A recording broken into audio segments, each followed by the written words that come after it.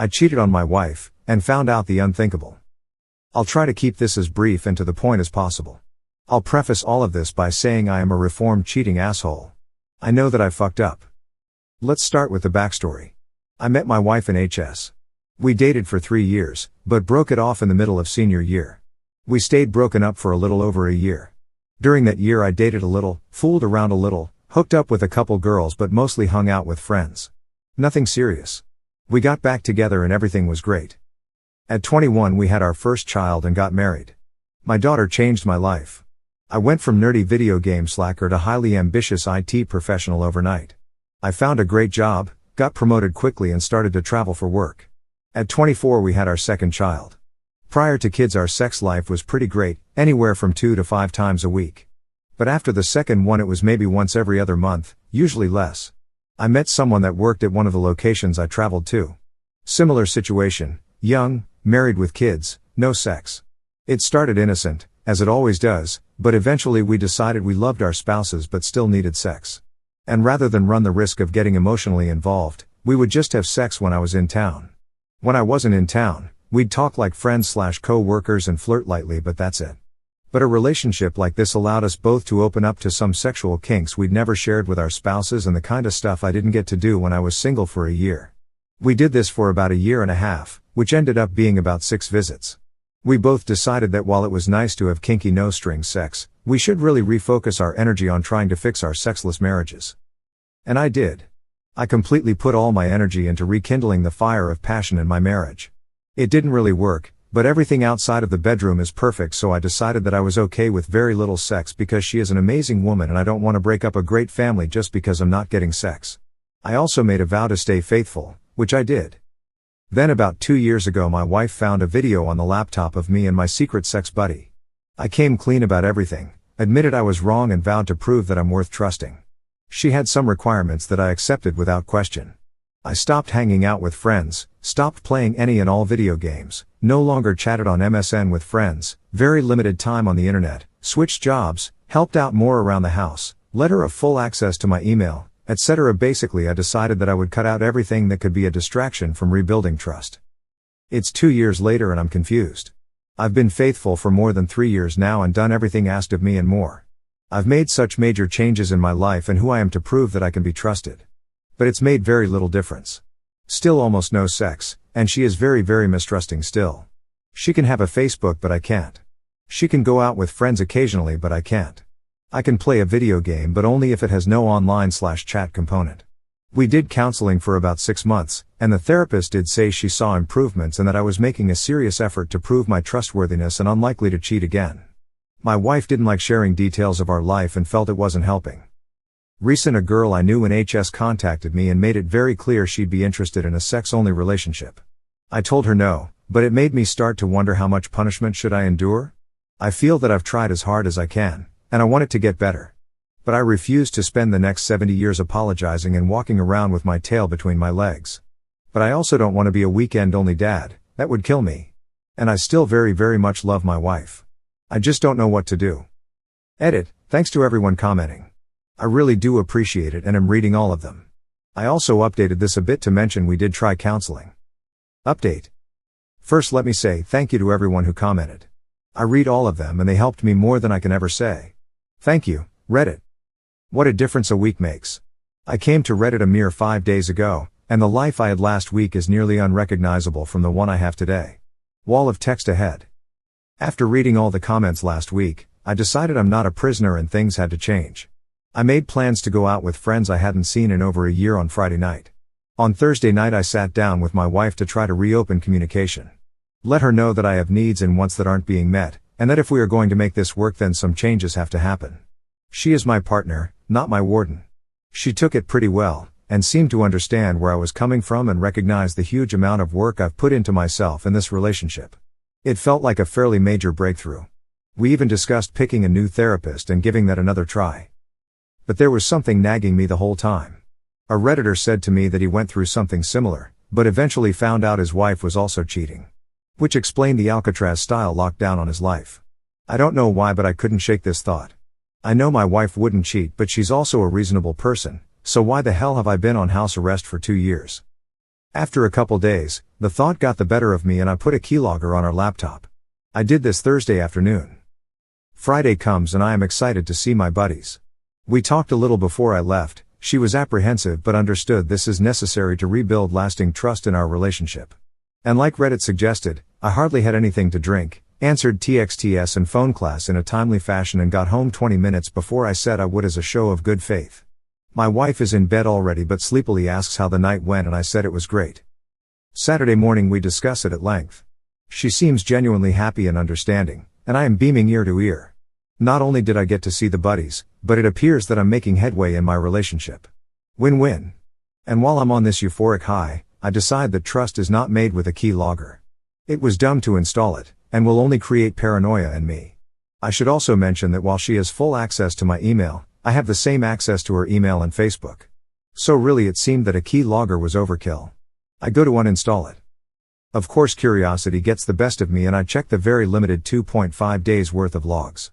Nothing jumps out at me. Amazon, Facebook, YouTube, Gmail, etc. I get to the end of the log and it's looking good. Until I see another trip to Gmail, this time for an account I have never seen before. I remain calm. I keep an old Hotmail account for spam/sign up crap. I've advised her to do the same and only let friends know her real email. Either way, I log into the new account. No spam. No nothing, it's empty. Just a bunch of empty folders. Until I hit the tax information folder. Now this folder is full. Full as in hundreds of emails. However, none of it is tax related. All of it is to or from Steve. I have a 65-yo step uncle named Steve, but this is not him. I don't know who this Steve is. These emails are graphic. Lots of what he likes to do to her and what she once likes to do to him. Lots of last weekend was amazing type stuff. So after reading maybe 30 of these, I decide I need to stop reading them. I made a new Gmail account, and forwarded all of them to this account. Then I went back and deleted my tracks. I'm somewhat calm during all this. It sucks, but I cheated so I am now experiencing what she did when she found out about me. While forwarding them, I pay closer attention to the dates. This affair has been going on for a very long time. All the way back to roughly a year before my son was born. Or 1.5 years before I cheated. That hits me like a ton of bricks. What if my son isn't mine? What if my 1-year-old baby girl isn't mine? I fucking lose it. I verify my tracks are covered and bolt out of the house saying I'm going to the gym. I sit in my car for 2 hours crying at the thought they might not be mine and how do I ever move forward? I have no idea how to confront her. I head home and find her best friend is there. They have decided they want to go a movie. I'm still in shock, so I just nod. I need time to process anyways. So I put the kids to bed and try to figure out how I'm going to talk to her about this. I decide to check her secret Gmail again. She emailed him 4 hours earlier. She told him she'd have an hour after the movie to meet up. Check the time, the movie is done or close to it. I start calling her cell, repeatedly. No answer. I call about 10 times, no answer. It's 1 a.m. and I'm sitting on the couch and she walks in. Surprised to see me up, asks if I'm feeling okay. Ha! I stood up right in front of her and said I'm fine. And asked her why didn't you pick up the phone? She says it was a movie, can't talk in a movie. And then she forgot to check it when she headed to the bar for one drink. She makes her way to the stairs and I say how is Steve doing? Her face goes white. Your Uncle Steve? She says. No, the Steve you just got done fucking 20 minutes ago. How is he? I say. She says nothing. I tell her I found the Gmail account. I saw her email planning to meet him after the movie tonight. With what little composure I had left, I asked why didn't you come clean when you found about me cheating? We could have fixed this together. She starts bawling and runs upstairs. I follow. What ensues is the worst 4 hours of my life. She comes clean that she met him back when she was working, he was a temp. I again asked why not come clean 2 years ago so we could both work on this. She says she was too hurt by what I did and too ashamed to come clean. She said she told Steve she needed it to end and wanted to work on our marriage. And she says she did, but about 8 months later ended up hooking up again and it started all over. I asked why the prison rules. She says it's because she loves me and didn't want me to leave. I explained that, while not right, I cheated because we didn't have sex. But obviously she was having sex elsewhere, so she didn't need it at home. So I asked why she cheated, because I know prior to Steve we had sex 2 to 3 times a week, and she came 1 to 2 times each time.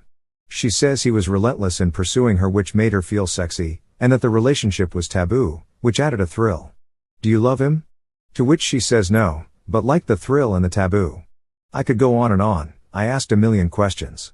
Eventually I asked the big question, are the two youngest kids mine? She assures me they are. I ask how can she be so sure, to which her response is she just knows. Despite what she says, she has no way, without a blood test, to assure me they are mine. I am crushed on so many levels. I stand up, and head for the door. She stops me and begs me to forgive her and that we will work this out. I can impose harsh rules if I want, and watch her every move, and she will do anything to fix this. I calmly tell her I have no interest in being a warden, and that I need to go for a walk. I walk for an hour and come home and crash on the couch.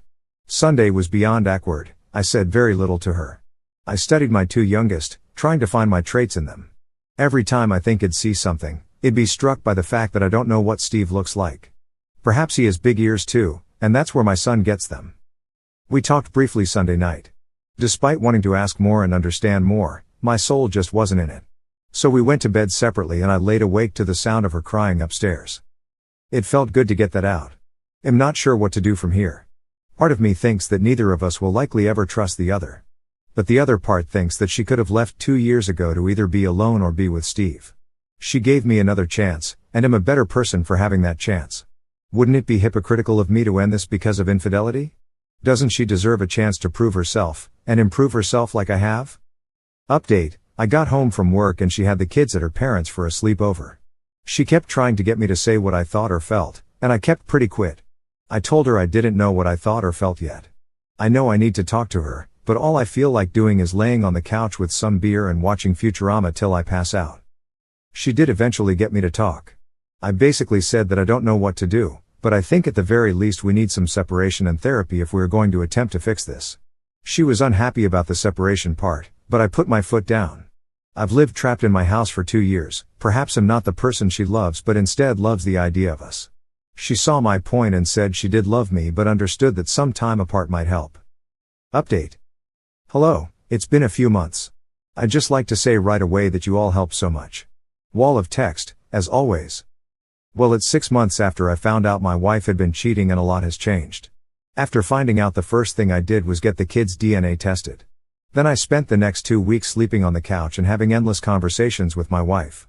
The more we talked, the more I felt like the world's biggest chump. I had poured my soul into fixing the relationship and was racked with guilt while she was out fucking some guy. But I also couldn't see myself just walking away. She'd been in my life since we were 15, we are 29. So I agreed to start therapy immediately and see how I felt after talking to someone else. To say the therapist was a bit shocked by our story is a bit of an understatement. This lady was pretty blunt in saying that nearly all of our problems stem from my wife's actions and she needed counseling just for her, in addition to the couples session. While we were in therapy, I moved out and crashed with my best friend but demanded the house on the weekend so I could be with the kids. My other conditions were that she cut off all contact with Steve and that we talk openly about everything. Any lies, even white lies, and I would be done. I also wanted full control of the bills/budget. She complied. I never divulged that it was a keylogger that helped me find out what was going on. She just assumed that she had stayed logged into her secret Gmail account and I didn't correct her. Asshole move, but I figured that since I'd been lied to for 3+ years I had the right to do a bit of spying. This puts us at roughly 4 weeks after I found out, and finally the results from the kids' DNA tests come back. All mine. That was such a relief that I can't even describe it. It almost felt like I didn't care what happened with my wife anymore because I knew my kids were mine and I'd always have them. And one thought stuck in my mind the whole time was, I can accept that people make mistakes, but if she loved me she had the chance to come clean about her mistake when she caught me. Instead she put me on lockdown for years. Who does that to someone they love? I just could stop thinking about that. Therapy was going well, but I was becoming jealous and angry. Always upset. I was away from home all week and then on the weekend I'd tear apart the laptop trying to find out what she'd been doing in my absence. She was checking her secret email and Steve was continuing to email her but she never responded. That was the breaking point. She hadn't shut down the email like I had asked, and while she wasn't responding she was checking the emails. Almost like she was keeping her safety net around so she could go back if things didn't work out. Or maybe not, I don't know. But I didn't want to be an angry and jealous all the time. I didn't want to be a warden. The next day I confronted her and told her I couldn't forgive what she had done. I told her I could probably move past the cheating, but the way I was treated was terrible. I explained how I had pushed friends out of my life and shut myself off from the world to work on us, only to find out I was being kept prisoner so she could keep fucking her boy toy. She broke down crying, saying she'd do anything to salvage the relationship, but it fell on deaf ears. That Monday I contacted an attorney. Fast forward 4.5 months and I have my own place. Divorce is nearly final and I'm finally starting to feel like me again. We are going for 50-50 custody. I've been reconnecting with friends and trying to find new hobbies for when I don't have the kids. I've been on 2 dates because a couple friends wanted to double date, thinking it would help me. It was nice to meet new girls, but I'm just nowhere near ready to trust anyone. Part of me thinks I'll just put off dating until the kids are out of HS. The kids are sad that we aren't together, but we keep all of this away from them. No arguing in front of them and no bashing the other when they aren't around. But either way, I think I'm on the road to recovery. And feel free to ask anything, because you guys helped more than I could ever say.